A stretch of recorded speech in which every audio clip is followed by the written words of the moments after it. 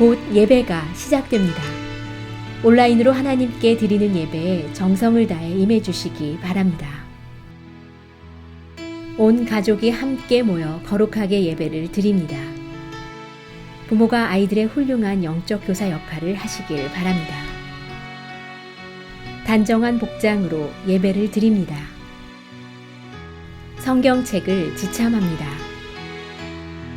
예배 10분 전부터 예배 준비를 완료하고 기도합니다. 올바른 자세로 모든 순서에 정성을 다해 참여합니다. 핸드폰보다는 TV나 컴퓨터 모니터로 예배를 드립니다. 예배에 집중하여 하나님의 은혜를 기대합니다. 헌금은 정성껏 준비해서 우편으로 보내시거나 직접 교회 사무실 헌금함에 봉헌합니다.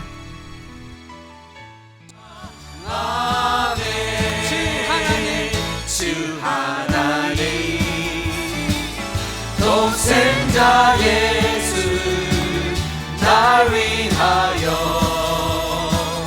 오시었네. 내 모든 죄 다 사하시고 죽음에서 부활하신 나의 구세주 살아계신 주 나의 참된 소망 걱정 근심 전혀 없네. 사랑의 주의 갈 길 인도하니 내 모든 삶의 기쁨 늘 충만하네. 주 안에서 거듭난 생명, 주 안에서 거듭난 생명 도우시는 주의 사랑 참 기쁨과 확신 가지고 예수님의 도우심을 믿으며 살리 살아계신 주 나의 참된 소망 걱정 근심 전혀 없네. 사랑의 주의 갈 길 인도하니 내 모든 삶의 기쁨 늘 충만하네. 살아계신 주 나의 참된 소망 걱정 근심 전혀 없네. 사랑의 주의 갈 길 인도하니 내 모든 삶의 기쁨 우리 한 번 더 고백합시다. 살아계신 주 나의 참된 소망 걱정 근심 전혀 없네.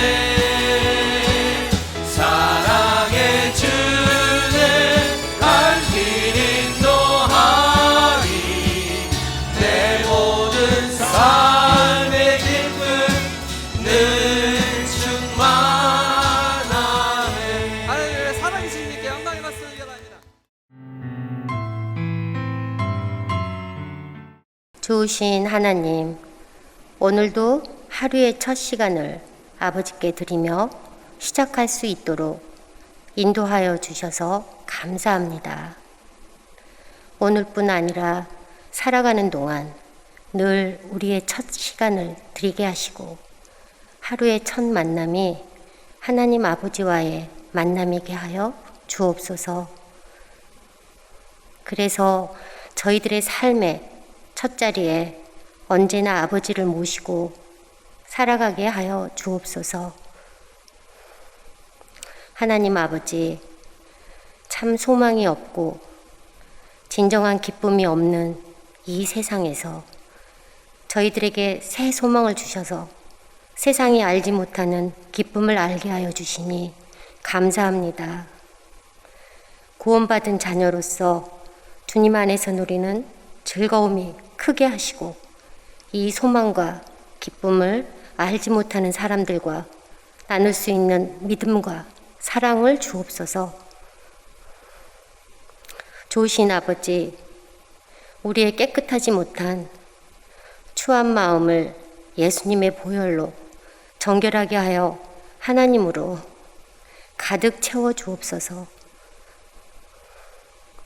주님을 사랑하고 말씀에 순종하는 마음으로 충만하게 하시옵고 어려운 시련은 믿음으로 견디게 하옵소서. 이제 말씀을 전하실 한우준 목사님을 위해 기도합니다. 성령님 함께 하셔서 귀한 아버지의 말씀을 전할 때 능력에 능력을 더해 주시고 듣는 우리들에게 은혜가 충만하게 하옵소서. 오늘 하루도 주님과 같이 생각하고 주님과 같이 걸어가고 주님과 같이 행하게 하옵소서. 살아계신 예수님의 이름으로 기도합니다. 아멘.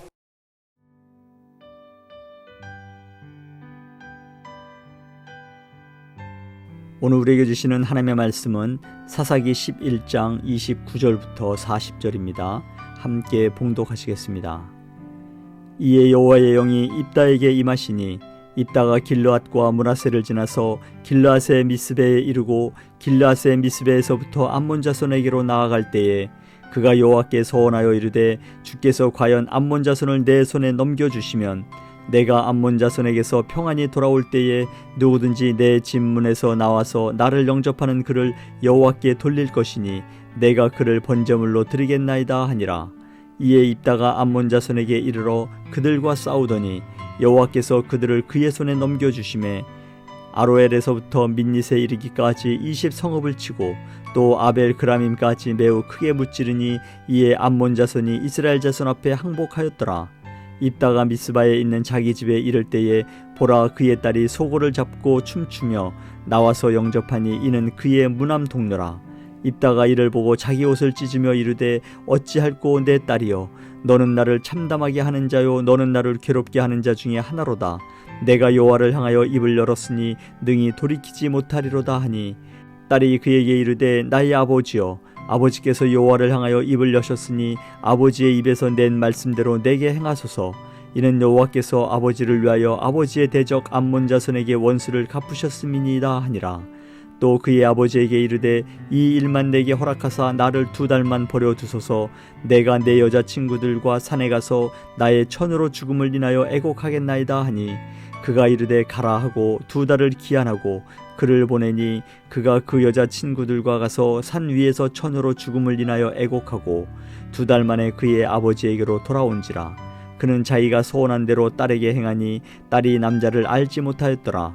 이것이 이스라엘의 관습이 되어 이스라엘의 딸들이 해마다 가서 길르앗 사람 입다의 딸을 위하여 나흘씩 애곡하더라. 아멘. 오늘 본문의 말씀은 계속해서 이스라엘 8대 사사인 입다 사사에 대한 이야기입니다. 이제 입다가 서자 출신이지만 이제 하나님의 은혜를 입은 거죠. 그래서 그 모든 환경이나 역사 속에서도 하나님이 주관하시지 않습니까? 이스라엘 백성들이 암몬과의 그 전쟁에서 입다를 필요로 하고 또 입다는 그 암몬과의 전쟁에서 이제 군대 장관으로 그리고 길르앗에 있는 장로들과 더불어 군대 장관으로 싸워서 나가 이기면 이제 길르앗 그 지역의 통치자로 삼겠다는 그런 협상을 하는 거죠. 이제 암몬이 이스라엘 백성들에게 이제 그 길르앗 그 주민들에게 전쟁을 선포하죠. 이유는 지금 요단 동편에 있는 그 길르앗 땅, 그 땅이 암몬 우리의 땅이라는 거죠. 그러니까 우리는 이 길르앗 땅, 지금 길르앗 그 요단 동편의 땅을 우리가 암몬이 차지해야 되겠다라고 전쟁을 선포합니다.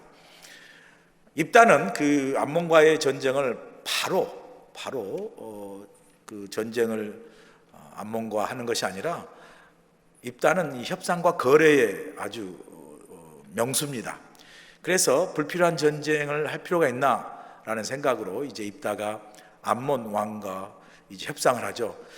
그러면서 입다가 이제 그 암몬 왕에게 너희들이 주장하는 이 길앗 동편, 요단 동편의 땅은 원래부터 너희 땅이 아니다라고 이야기하면서 모세 시대부터 이제 요단 동편을 지나서 가나안 땅에 들어오는 그 여정의 이스라엘 역사를 쫙 암몬에게, 그 왕에게 설명을 하죠.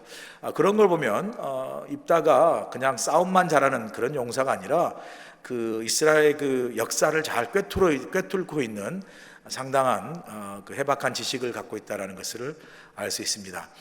입다가 이제 암몬 왕과의 협상에서 말했던 역사의 핵심은 말씀드린 대로 길앗 동편 땅은 너희 땅이 아니라는 거죠. 왜냐하면 우리 조상인 모세가 이스라엘 백성도 이끌고 이제 이 길앗 동편을 지나서 요단 동편을 지나서 요단강을 지나서 가나안 땅에 들어오지 않습니까? 그럴 때 그 당시 이제 아모리 왕 시온이라는 그런 그 요단 동편을 차지하고 있었던 왕에게 우리에게 길을 좀 내달라.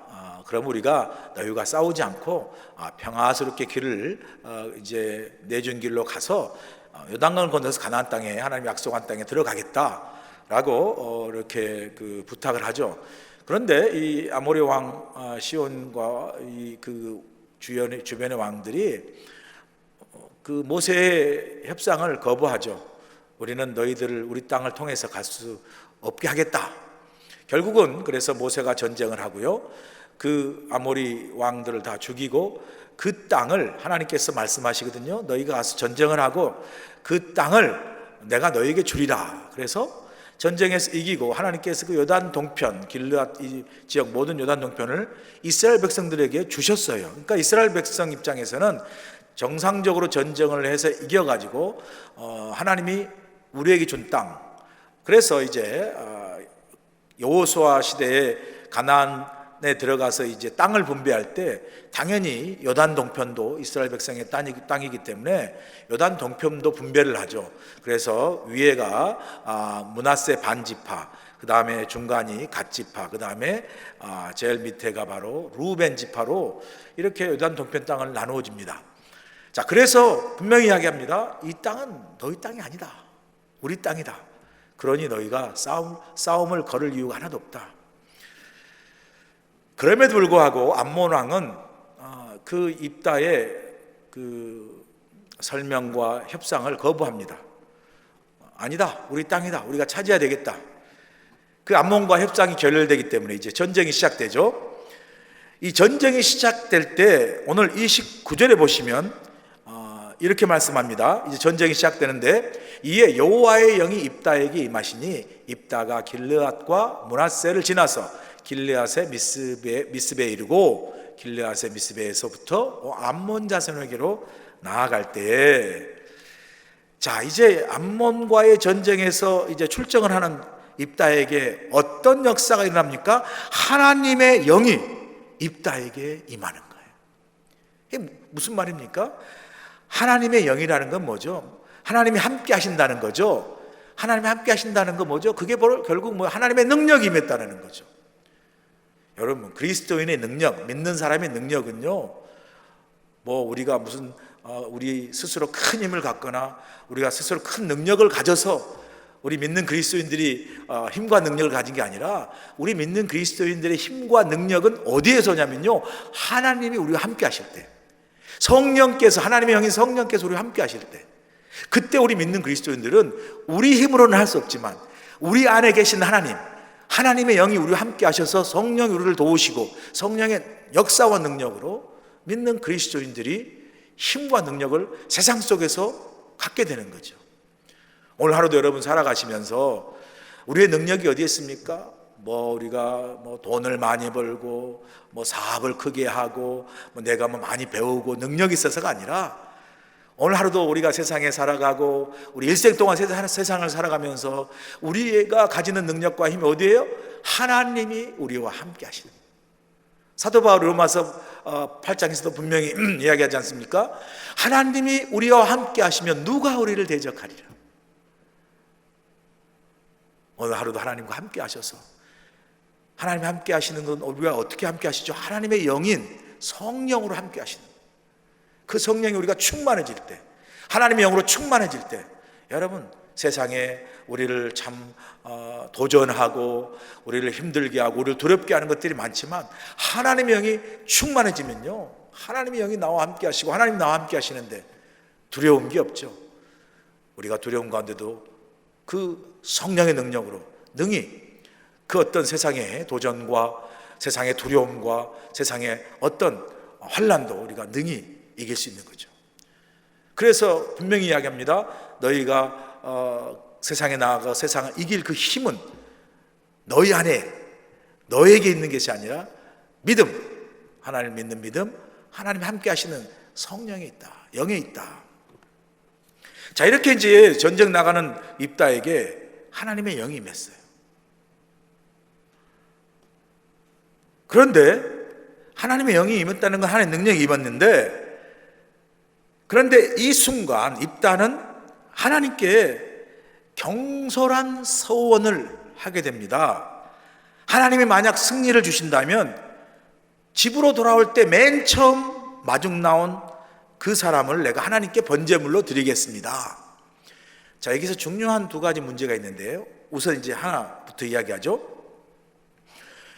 하나님의 영이 임했다는 것은 전쟁을 출정하고 있는 입다에게 하나님이 능력을 주셨다는 거죠. 그래서 그 전쟁은 하나님이 싸우신다라는 표현이죠. 그렇게 하나님의 영이 임했는데 그 하나님이 함께 하시고 하나님의 영으로 하나님이 입다와 함께 싸워주시면 전쟁은 끝난 거예요. 더 이상 필요 없습니다. 더 이상 우리가 뭐 어떻게 할 이유가 없는 그 하나님의 그 명령에 순종해서 하나님 내게 주신 영, 그 성령의 한 능력으로, 하나님과 함께 하시는 그 능력으로 가서 싸우면 되는 거죠. 기억나세요? 다윗과 골리앗의 싸움. 골리앗이 다윗을 어린 소년이라 얄보고 깔보고 개도 웃겠다 뭐 이런 식의 표현도 하지 않습니까? 그럴 때 이 거대한 골리앗 앞에 다윗이 충분히 주눅 들고 그냥 기가 죽을 수 있는 그런 상황에도 다윗이 고백하지 않습니까? 너는 그 창과 칼로 단창으로 나오지만 나는 만군의 여호와 그 이름으로, 그 하나님이 나와 함께 하시는 만군의 여호와 그 이름으로 내가 나아가느니. 그래서 그 하나님이 함께 하시고 하나님의 그 영으로, 그 이름으로 나가 물맷돌 한 방으로 골리앗 쓰러뜨리지 않습니까? 그런데 소원을 해요. 30절 보세요. 그가 여호와께 서원하여 주께서 과연 암몬 자손을 내 손에 넘겨주시면, 암몬 자손과 싸워서 나로 하여금 승리하게 하시면, 이 조건이 왜 필요합니까? 이미 하나님의 영이 임해서 입다에게 능력이 임했는데요. 하나님이 함께 싸우시겠다고, 하나님이 싸우시겠다고 이미 하나님의 영으로 입다에게 임했잖아요. 근데 뭐 이제 여기 와서 무슨 암몬 자손을 내 손에 넘겨주시면 무슨 조건이 붙고 무슨 거래가 필요합니까? 31절 보세요. 내가 암몬 자손에게서 평안히 돌아올 때 누구든지 내 집 문화에서 나와서 나를 영접하는 그는 여호와께 돌릴 것이니 내가 그를 번제물로 드리겠나이다 하니라. 하나님의 영이 충만히 임했고 하나님이 함께 하셔서 하나님이 싸우시겠다고 했는데 그거 하나로 충분한데, 이 경솔한 입다는 하나님께 만약에 하나님은 나로 하여금 승리하게 해주신다면 내가 승리에 나올 때 나를 반기는 첫사람을 내가 번제물로 드리겠다.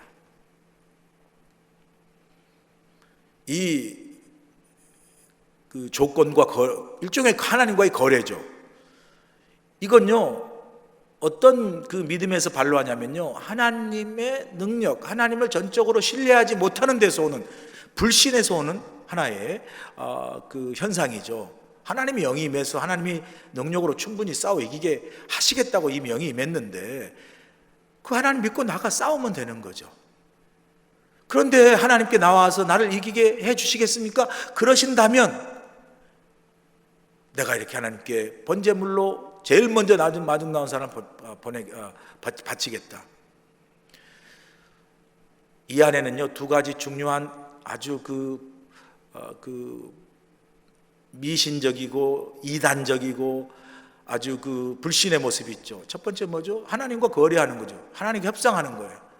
여러분, 사람과는 거래하고 협상할 수 있지만요, 하나님과는 거래하고 협상하는 거 아니에요. 하나님께는 순종하는 것밖에 없어요. 우리도 때때로 뭐 좋은 의미로 뭐 그럴 수 있지만, 하나님 내게 이렇게 해주시면 내가 이렇게 하겠습니다, 뭐 이런 거 하죠. 잘하죠.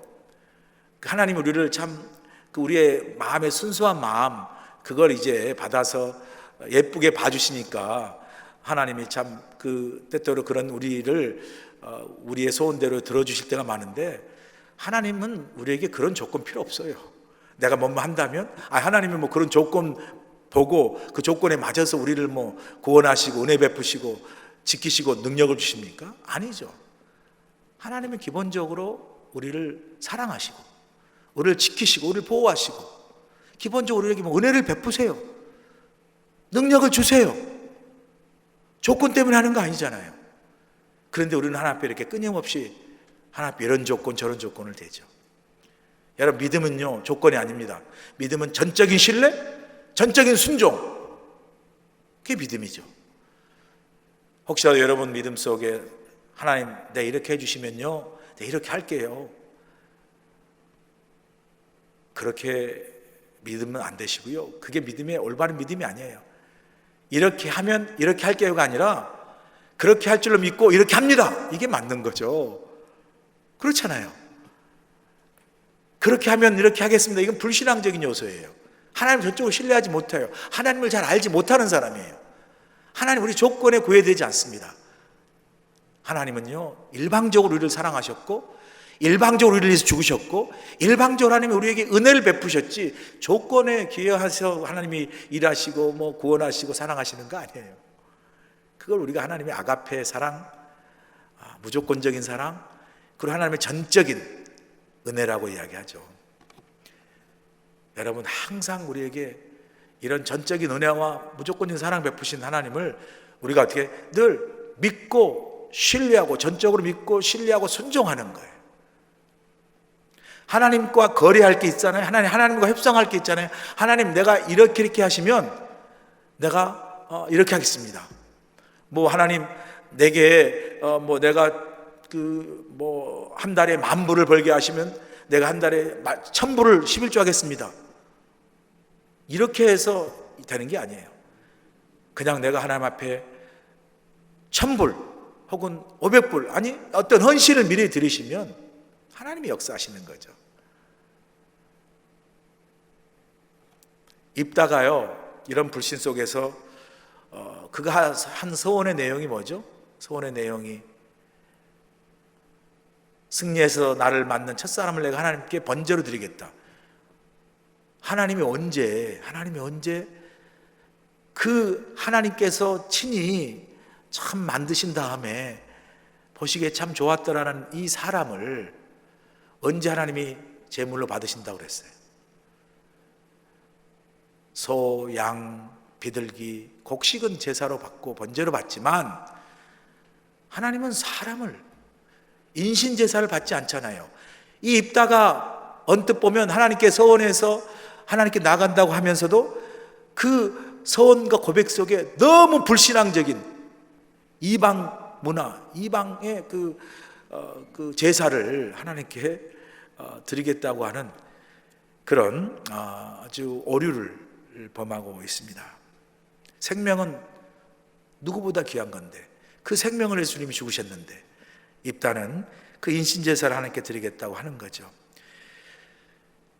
그 입다의 잘못된 서원, 잘못된 믿음, 하나님을 온전히 깨닫지 못하는 그러한 믿음 때문에 입다가 나가서 승리했습니다. 얼마나 승리해서 기뻤겠어요. 그리고 나서 이제 집으로 딱 돌아왔는데 입다가 승리한 걸 기뻐가지고 종들이 나와서, 종 중에 하나가 나와서 막 맞이하는 것도 아니고 보니까 입다가 승리해서 집으로 갈 때에 제일 먼저 뭐예요? 제일 먼저 자신이 가장 사랑했던 모남 동녀 딸이 자기를 맞으며 나오며 춤추는 거예요. 34절 볼까요? 입다가 미스바에 있는 자기 집에 이를 때 보라 그의 딸이 소고를 잡고 춤추며 나와서 영접하니 이는 그의 무남동녀라. 이게 웬일입니까? 딸이 나와버린 거예요. 무남동녀 하나밖에 없는 그 눈에 넣어도 아프지 않는 딸이 나왔습니다. 그때 입다의 그 마음에 얼마나 놀라고 얼마나 절망했겠습니까? 전쟁 나가기 전에 그가 하나님께 드렸던 서원이 생각나지 않았겠어요? 그래 35절 그 딸이 춤추러 나온 그걸 보면서 입다의 반응이 나오죠. 입다가 이를 보고 자기 옷을 찢으며 이르되 어찌할꼬 내 딸이여 너는 나를 참담하게 하는 자요 너는 나를 괴롭게 하는 자 중에 하나라. 내가 여호와를 향하여 입을 열었으니 능히 돌이키지 못하리로다 하니. 이 입다의 말을 보면요 정말 이게 어떻게 보면 주객이 전도된 거죠. 이게 말이 좀 안 맞는 거예요. 아니 왜 딸에게 그 아빠가 승리해서 돌아와 가지고 기뻐 가지고 뛰어나온 딸에게 왜 너가 나를 괴롭게 하고 참담하게 하고 나를 괴롭게 하냐고 왜 딸을 향해서 이 말합니까? 자기가 그 서원을 잘못해서 지금 딸이 죽게 생겼는데 딸이 할 말을 자기가 하고 있는 거잖아요. 결국은 하나님을 전적으로 신뢰하지 못하고 자기가 하나님과 협상하며 경솔하게 한 서원 때문에 무고한 딸이 아버지의 그 전쟁 승리를 기뻐하는 그 딸을 죽여야 하는 자기가 스스로 파놓은 함정에 빠지는 결과가 되어버렸습니다. 승리가 그 기쁜 승리가 슬픈 애통함으로 애곡으로 바뀌어버린 거죠. 왜 이런 일이 생겼을까요? 말씀드린 대로요 하나님을 전적으로 신뢰하지 못하고 또 중요한 이 일에 일어난 결과가 이유가 뭐냐면요 그 서원 안에 내용에 보면 하나님의 능력이 임했으면 하나님이 싸우는데 30절과 31절의 그 입다의 서원의 고백을 보면 하나님이 그 암몬 자손을 내 손에 넘겨주시면 입다가 이렇게 표현하면 안 되죠. 만약에 그렇게 서원할 것 같으면 하나님이 암몬 자손을 내 손에 넘겨달라고 하는 게 아니라 하나님이 이 전쟁에서 나로 하여금 승리하게 하면 그렇게 하나님이 승리하게 하고 하나님이 싸우신 것을 분명히 말을 해야죠. 그런데 하나님이 내가 이 승리에 싸우게 하면 그 다음에 31절에 내가 암몬 자손에 평안히 돌아오고 내 집 문 앞에 나와서 나를 영접하는 자를 내가 여호와께 드리겠다 제물로. 아니 승리는 자기가 한 게 아니잖아요. 승리는 하나님이 주셨으니까 그 승리의 모든 영광을 하나님께 돌려야 되잖아요. 그런데 그 서원 내용에 보면 내가 하나님이 나로 하여금 내가 싸워 승리하게 하고 그래서 내가 들어와서 싸운 그 승리를 승리한 나를 영접한 그 첫사람을 내가 하나님께 바치겠다. 서원은 하나님께 하되 모든 영광은 다 자기가 취하는 거예요. 서원은 하나님께 하되 자기가 다 싸우고 자기가 다 했다라고 지금 자기에게 모든 걸 돌리는 거예요. 결과가 그 결과로 인해서 뭐죠? 하나님께 영광이 돌아가지 아니하고 자신의 그 어떤 정치적인 영광, 승리의 어떤 그런 그 교만 이것으로 인해서 자기가 넘어지는 거예요.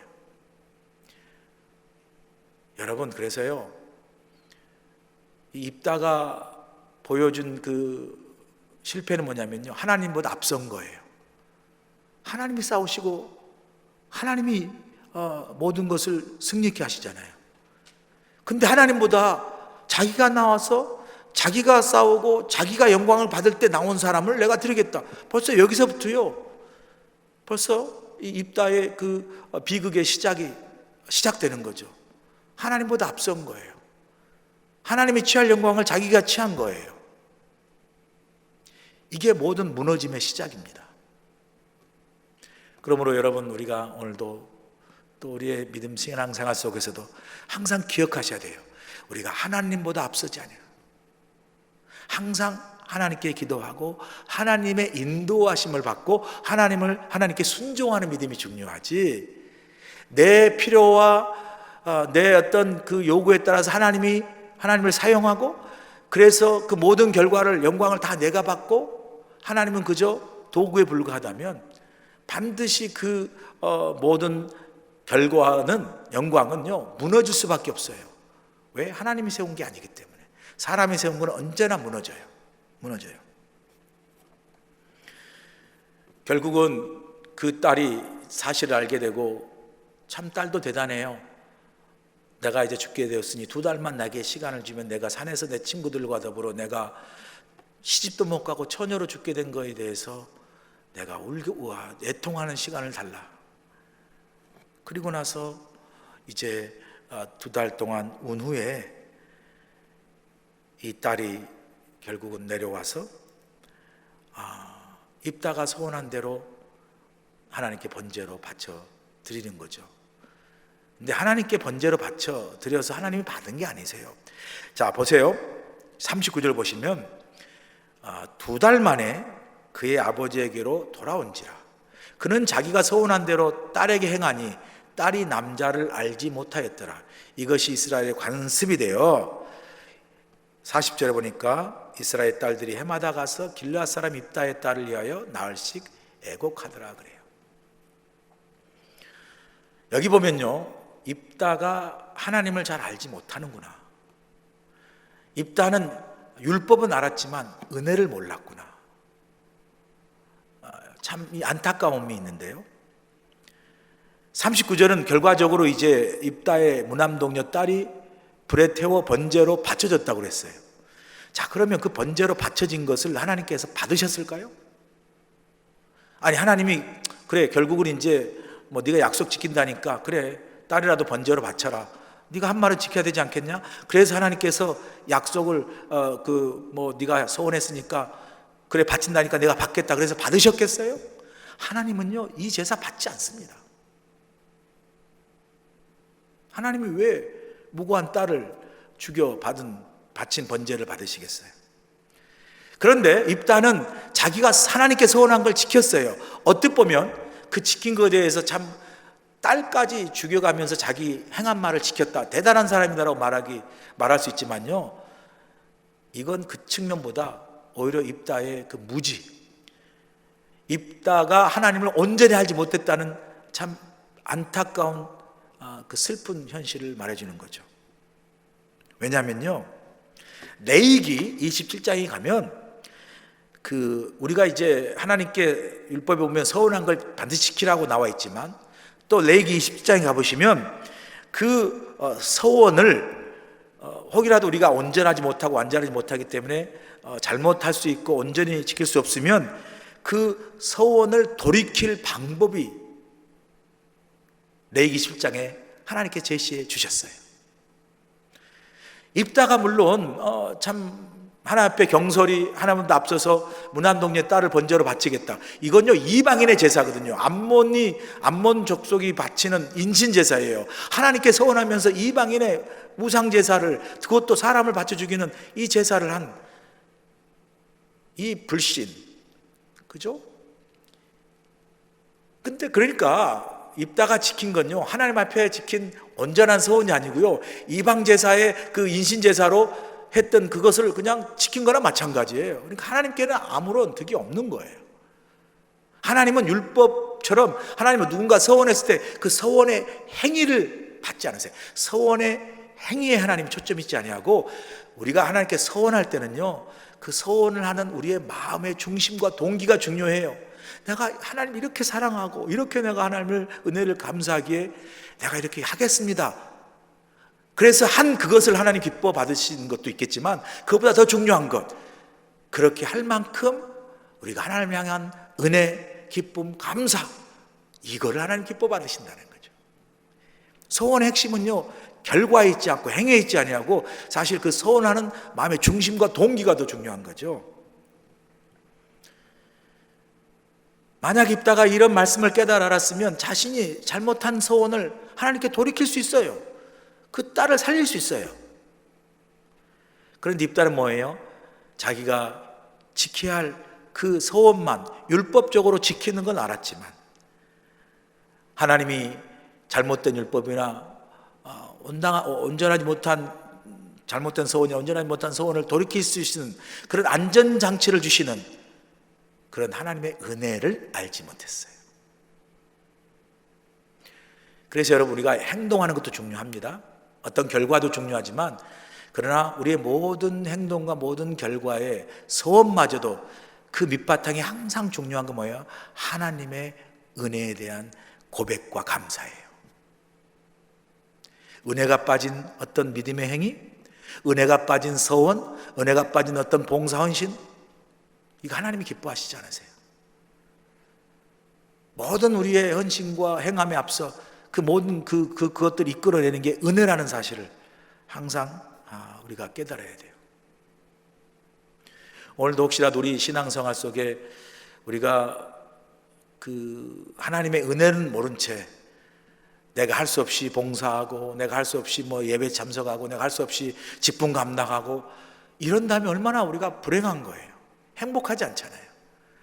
내가 직분을 감당해도 목사, 장로, 권사, 집사, 성도라는 직분을 감당 하나님의 은혜가 감사해서 나 같은 사람 불러서 귀한 직분 주시고 주님의 몸된 재단 섬기게 하시고 내가 뭔가를 봉사하고 헌신하게 했으면 하나님 내게 베푸신 은혜가 너무나 큰데 하나님 내가 부족하니 이거라도 내가 하나님 앞에 봉사하겠습니다. 헌신하겠습니다. 이런 하나님의 은혜가 늘 여러분 속에 자각되어지고 은혜가 여러분 속에 늘 축축하게 풍성하게 넘칠 수 있길 간절히 소원합니다.